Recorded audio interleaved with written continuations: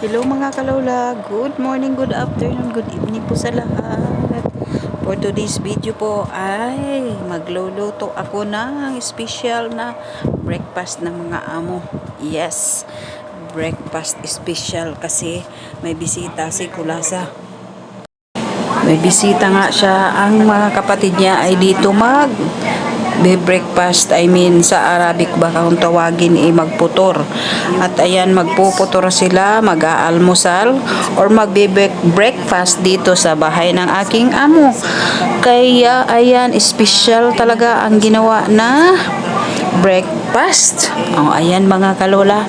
Papunta na ako dun sa lamisa at ito na ang last na luto ko.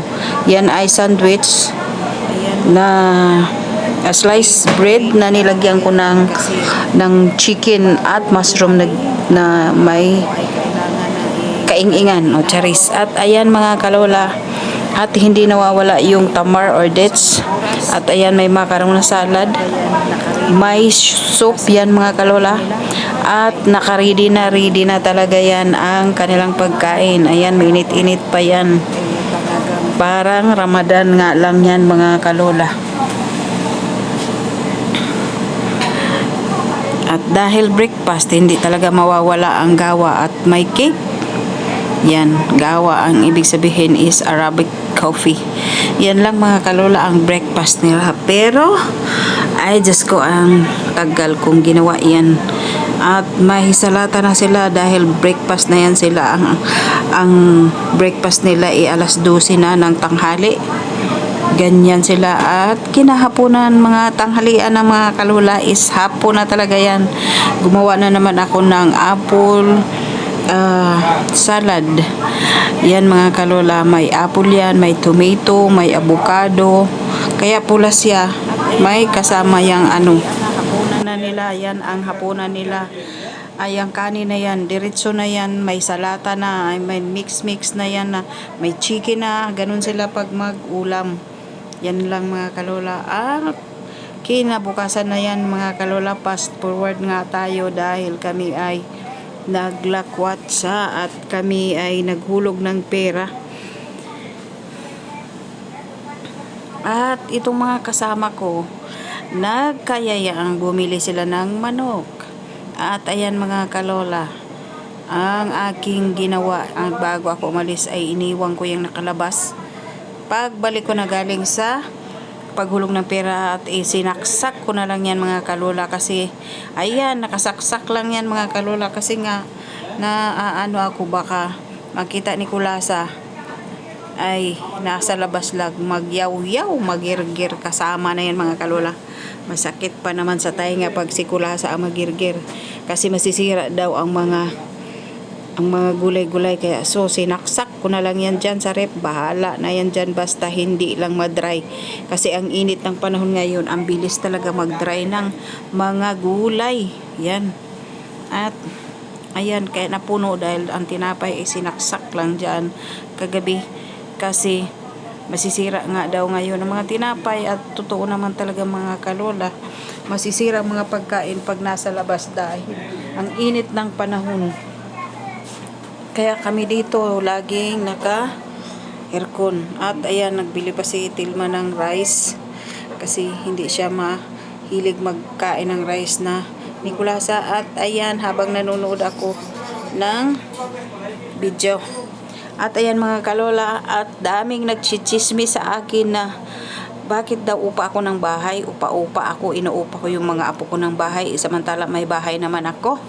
At ayan na nga, ipapagawa ko na.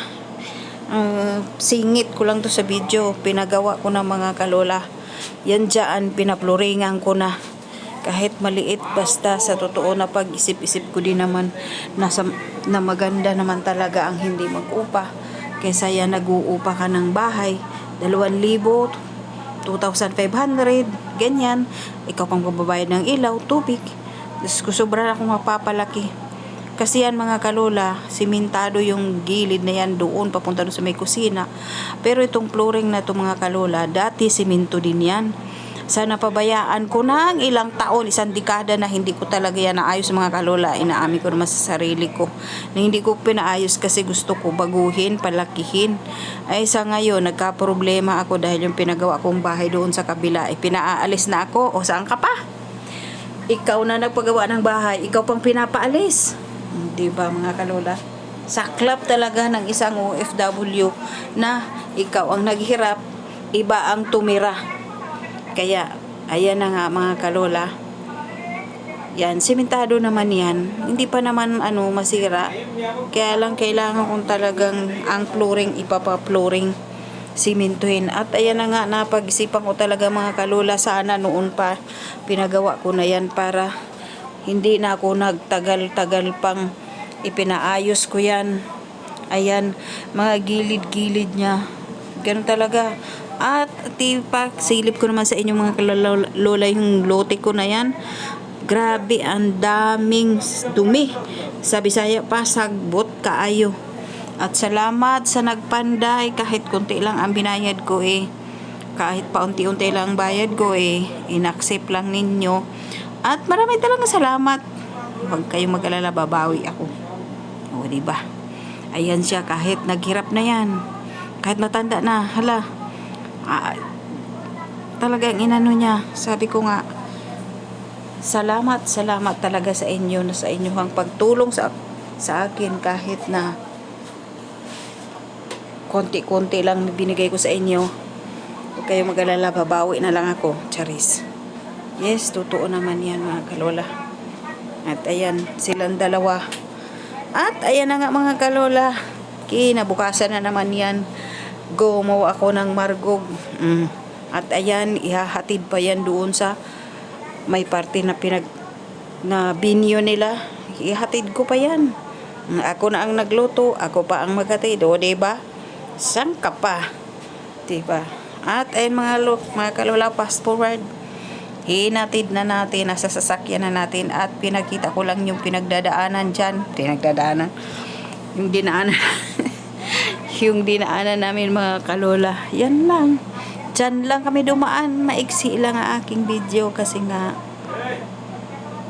maraming kaingingan yan. At ayun mga kalola, sa kinabukasan na yan, 3 araw na tong video ko. At itong amo ko siguro nakaluwag-luwag, charis. Nakaluwag-luwag ang utok. Lumuwag ang utok. Kaya ayan, sinama kaming namasyal dyan sa Riyadh Boulevard. No, ayan, diba? Ang video ganun-ganun lang. Charis, ang gusto ko talagang videohan dyan ay yung mga barko na dumadaan. I mean, bangka na dumadaan. Kasi, parang nasa Paris yan siya mga kalola. May binis. Kaso, sa kabidyo-bidyo ko at na full storage na ako, hindi ko na nabidyohan yung barko dahil tuwing magbibidyo ako, full storage ang cellphone ko. Ay, sos. Kaya ang ginawa ko, ang binidyohan ko, ay yan na lang mga fountain nila. Oo, mga kalola. Kaya, pagpasensyahan nyo na. Pero yang parang para kang nasa Italy mga kalols. Diba? At mayroon pa dyan nakakatakot na parang may sinihan siya na nakakatakot ang binyo niya na nasa loob. Kaya ako naman, ay, natuwa. Sige naman ang video-video. O, diba?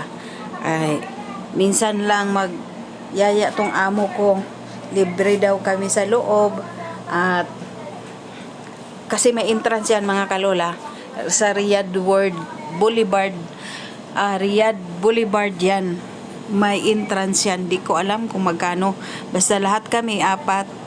At, yung amo kong 2 babae. At saka, yung 4 na alaga namin na dalaga at saka 2 batang maliliit, kami lahat ang pumunta doon.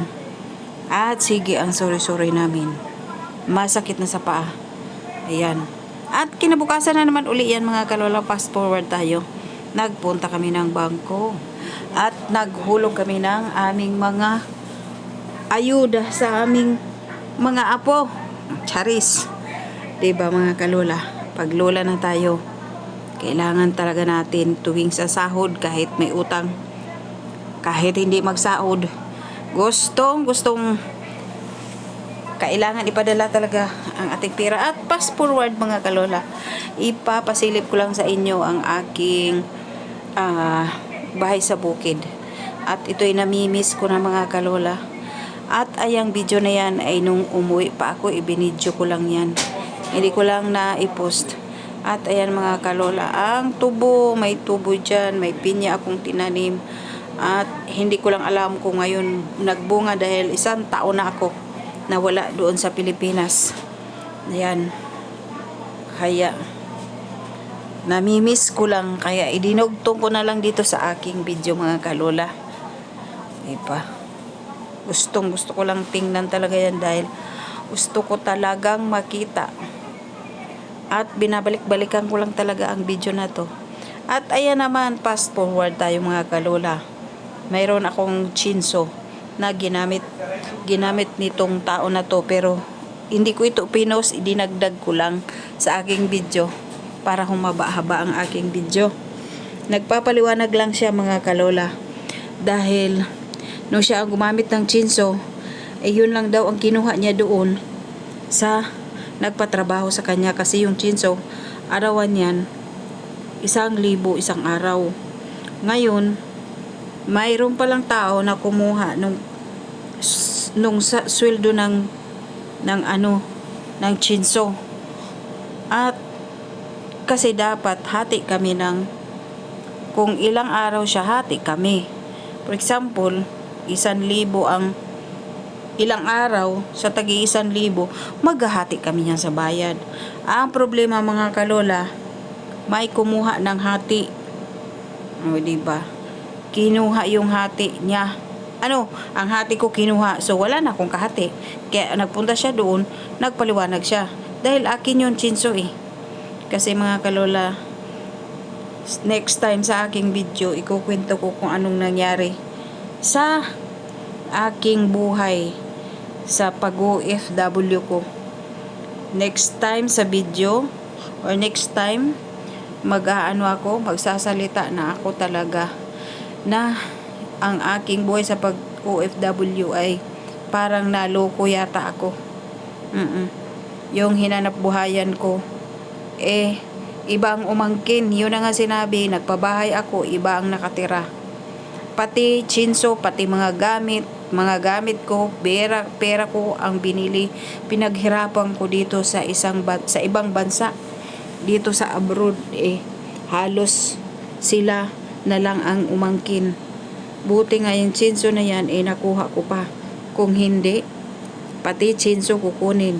Motor, bahay, mga gamit ko, hindi na isauli sa akin mga kalola.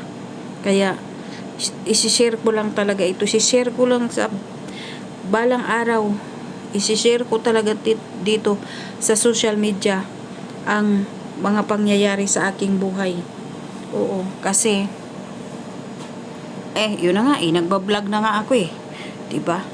Wala akong kakampi, lalong lalo na nandito ako sa ibang bansa. Yung mga pinagagawa nila na bahay ko, ako ang nakatira.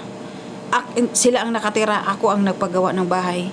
Diba mga kalola, it's unfair talaga, napaka-unfair. Mabigat sa dibdib yung kung isipin mo ilang libo. Nagpadala ako noon ng 80, 70, so may 50 sila ngayon para itayo yung bahay na yan. Para maitayo yung bahay na yan ngayon, sila ang sila ang nakinabang. Ngayon pinaupahan nila kasi nga namatay nga yun kapartner ko ang naiwan.